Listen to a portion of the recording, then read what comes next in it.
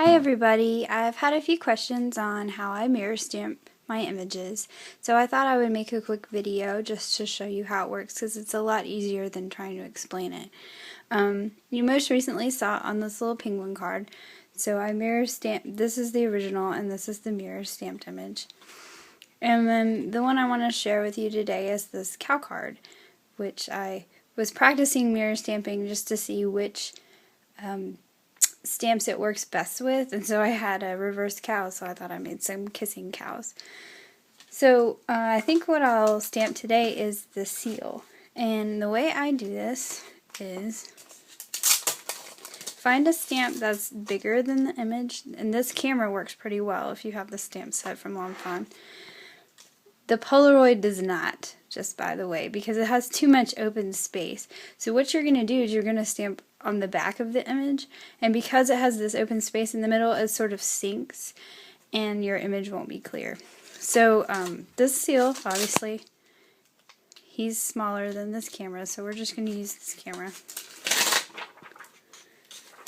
And what we're going to do is the one I'm going to stamp onto, I'm going to mount upside down. So this is the side with it where you'd normally stamp the image, and I'm going to flip it over and put that on my block or a stamp press.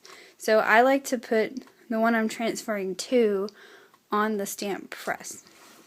And then what I'm going to do is take my little seal here and put him on an acrylic block. And this is the part you want to be pretty careful about. Just ink him up.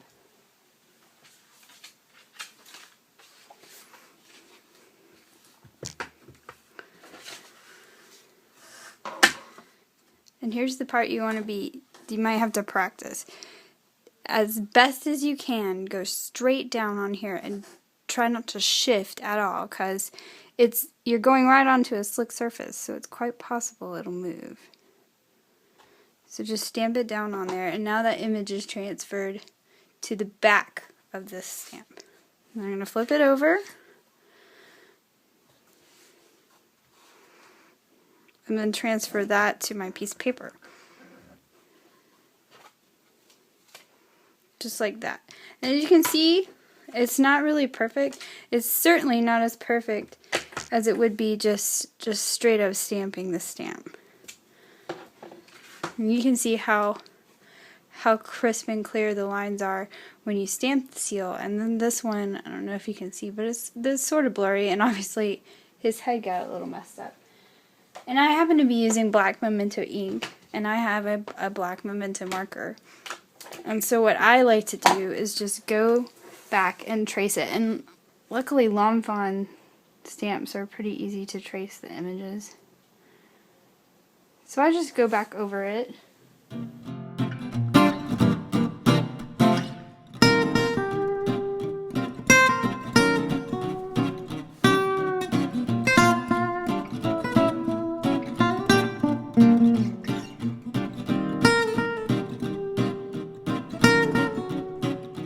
So yeah, I just went back in there and traced over. And now he looks pretty good compared to this one. So when you put them together, it wouldn't be as obvious as to which was the mirrored image. So that's how you do it.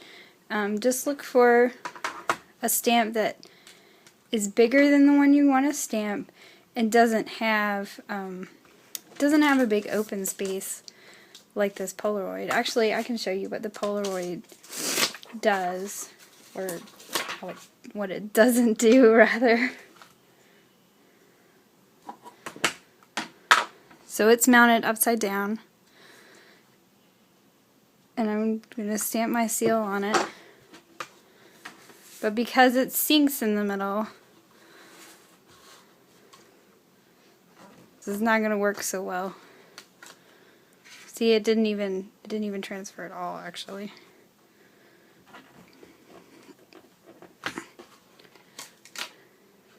See? So just because it's a big stamp doesn't mean it's going to work for this technique.